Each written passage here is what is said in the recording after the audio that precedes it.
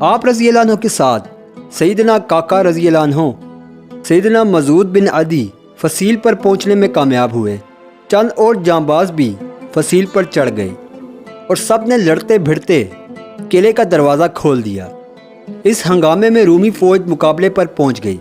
توما نے یہ صورتحال دیکھ کر کہا کہ اگر قلعہ مسلمانوں کے ہاتھوں فتح ہو گیا تو جان بچانا مشکل ہو جائے گی۔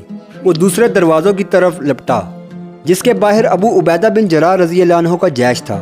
توما نے ابو عبیدہ بن جراح رضی اللہ عنہ کی خدمت میں پیش ہو کر صلح کی پیشکش کی اور قلعے کا دروازہ کھول کر انہیں ہمراہ لے کر شہر میں پہنچ گئے۔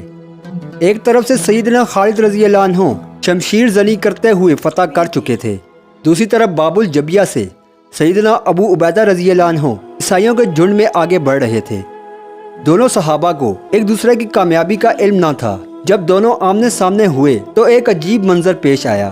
سیدنا خالد رضی اللہ عنہ نے کہا، میں نے نفس شہر شمشیر سے فتح کیا ہے۔ ان دونوں عظیم ہستیوں کی اس وقت کی گفتگو کو اکثر مورخین نے قلم بند کیا ہے۔ باقی تین بحث کے سالار بھی موقع پر پہنچ گئے۔ توما نہایت بے چینی سے دو مسلمان سالاروں کی بات سن رہا تھا۔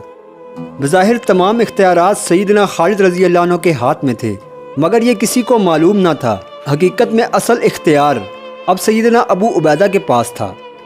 بہرحال صلح نامہ لکھا گیا، مگر سیدنا خالد رضی اللہ عنہ نے یہ شرط پیش کی کہ رومی شہر چھوڑ دیں، مگر ضروری سامان کے علاوہ کچھ بھی اپنے ہمراہ نہیں لے جا سکتے۔ سیدنا ابو عبیدہ رضی اللہ عنہ نے فرمایا، ان سے جو معاہدہ ہوا ہے اس میں یہ بات شامل ہے، رومی اپنا سامان لے جا سکتے ہیں۔ سیدنا خالد رضی اللہ عنہ نے اپنی طبیعت پر یہ جبر کر کے یہ شرط بھی تسلیم کر لی۔ شرح جزیہ 1 دینار فی کس مقرر ہوا اور شرائط میں یہ بھی لکھا گیا 3 دن کے اندر یہ لوگ شہر خالی کر کر جہاں جانا چاہتے ہیں جا سکتے ہیں، مگر 3 دن کے بعد مسلمانوں کو یہ حق حاصل ہوگا جو بھی رومی سامنے آئے گا اسے قتل کر دیا جائے گا۔